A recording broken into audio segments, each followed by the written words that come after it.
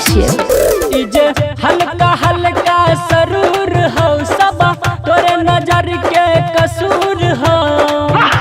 क्या दर्द है तेरी आवाज में छोरे। इजे हल्का हल्का सरूर हो सब तोरे नजर के कसूर हो।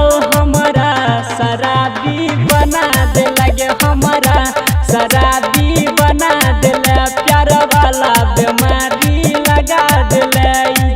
हल्का हल्का सरूर हो सब तोरे नजर के कसूर हो।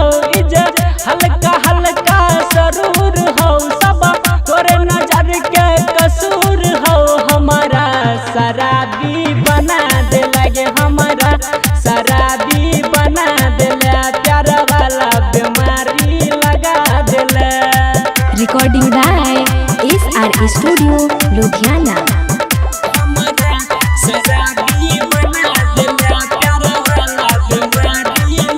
Present by new Dhun official. तोरे कराना में कहे गे हमारा गाँव के पागलवा गे, पी पी के सिगरेट गई गाजा चलियो बुरा हलवा गे।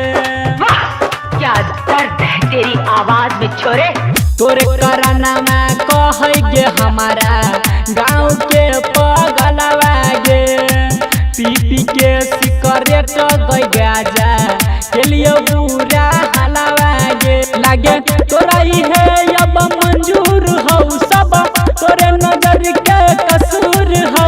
हमारा शराबी बना दे लगे, हमारा शराबी बना दे, प्यार वाला बीमारी लगा दे।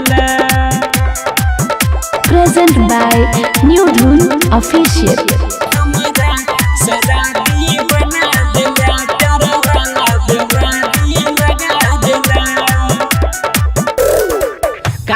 कान तक के लियो गे अखिया दुनू हमें ना लगे, तब न किया पूछो छी हमारा से जान सवाल गे। क्या दर्द है तेरी आवाज में छोरे। कान तक के लियो गे अखिया दुनू हमें ना लगे, तब न किया पूछो छी हमारा से जान सवाल लगे। हे गई रमन जी तोर दूर हो सब तोरे नजर के कसूर हो। हमारा शराबी बना दे लगे, हमारा शराबी